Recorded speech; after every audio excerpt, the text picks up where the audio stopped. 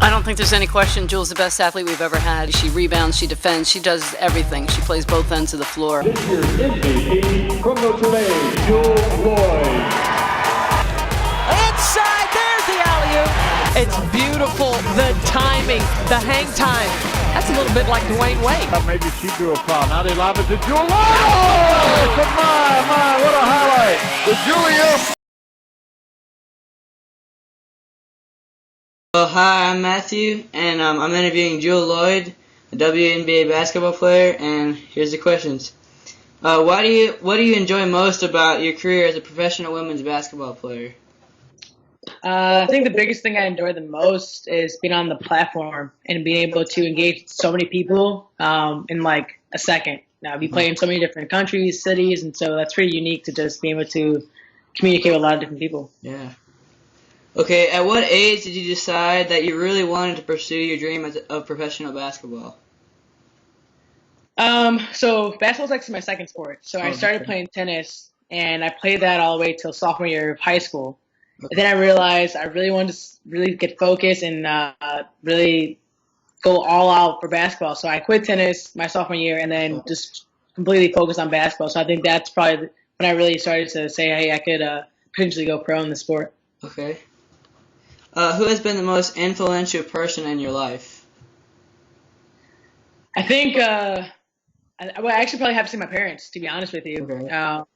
They've been hardworking ever since I can remember, always motivating me, always helping me with everything I needed, homework or just getting extra shots up, and having that motivation, seeing how hard they work, motivates me to work just as hard. Okay, awesome. Why did you choose to attend Notre Dame over all the other colleges that you could have chosen? So Notre Dame is like an hour and a half drive from Chicago. Okay. So being close to home was something that I kind of wanted to focus on. Yeah. I also knew that there were 3 starting spots available. I wanted to start as a freshman, and that's something that was really important to me. So I knew I had an opportunity to do that. And lastly, Notre Dame has a really good alumni base. I knew if I went to the school, I could make really good connections, and that could help me the rest of my life. Awesome. What challenges have you faced because of your faith during your collegiate and professional career? I think the biggest thing that kind of makes you, tug and war with your faith is playing overseas, because you're not in, a lot of great cities where faith is huge. Christianity is not really big overseas, depending where you are. And being in Turkey, being in China, those are 2 places that really Christianity isn't big. So I think that's the biggest place where you get tested a lot. But, I think every day is a struggle. There's always something that's pulling you in this direction. So I think it's a daily thing that everyone struggles with. But I definitely would say it's definitely more for sure overseas. Okay. And then also, what opportunities have arisen because of your faith? Surprisingly, a lot of my endorsements and sponsorships, they've all been Christian based, which is pretty cool. People who, the CEO or their partners, whatever, all have been Christian. So I think that's just a way God's kind of using me and using us in general to bring awareness to his calling and what he wants to do, and to kind of spread the love. Yeah, that's great. Okay, tell me about your mentor relationship with Kobe Bryant. How has he impacted you in your game as well as your life?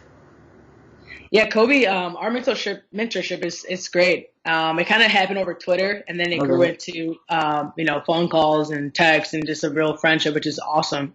And he's been nothing but awesome and great to me and my family as well. And he gives me so much advice, obviously, and he knows so much about the game of basketball and so much about beyond basketball, just the business aspects of it. And I think on the court, he's just opened my eyes to a lot of different tactics that I never even thought to even use.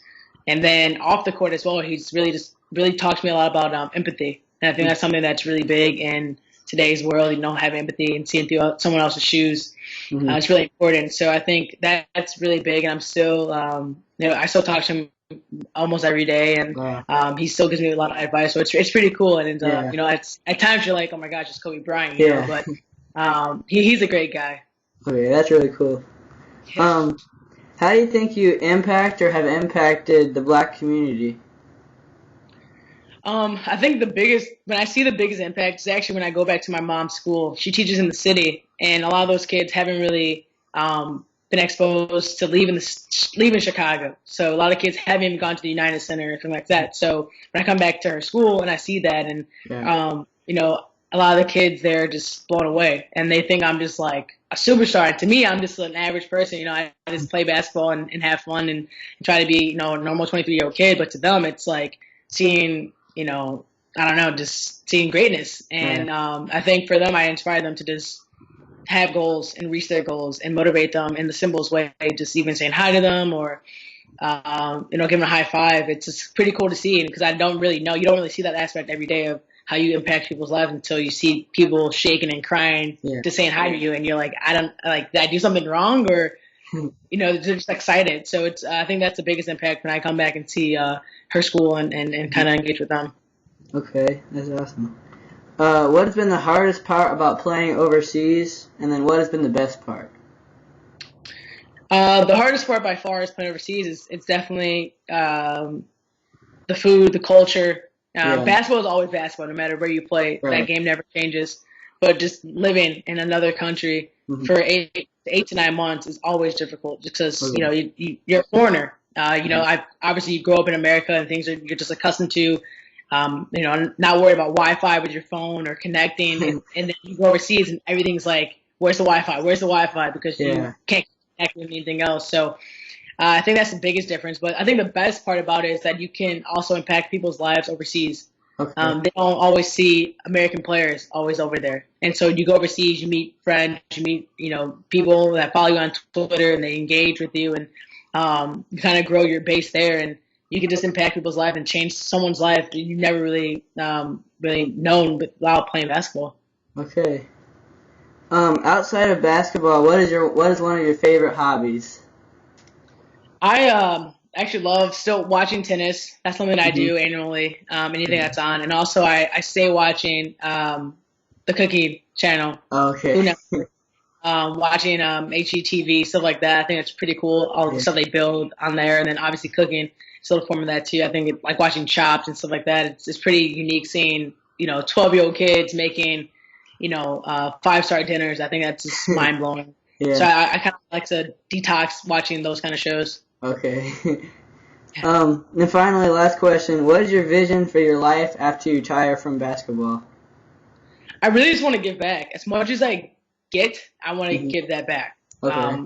I see myself doing a lot of mission trips. I think that's something unique. And with basketball, my season, I never really had time to go do that. But I think once I retire, I will have a lot of time to do that and give back and explore the world and bring different things to different countries, and just really spread the knowledge, the little knowledge that I know, to everyone who's unfortunate to have that same environment. So that's what kind of I see myself doing, stuff like that. Okay. Well, that's it. Thank you. Yeah, no problem. This was awesome. Thanks for thinking of me. Drive by Zoe B. The number 1 overall pick, going at number 2, Zoe B. Jewell Loyd beats everybody back, catches and lays it up the reverse. What an athletic play by Jewell Loyd. Kicks it to Loyd on the alley-oop, and she knocks it home.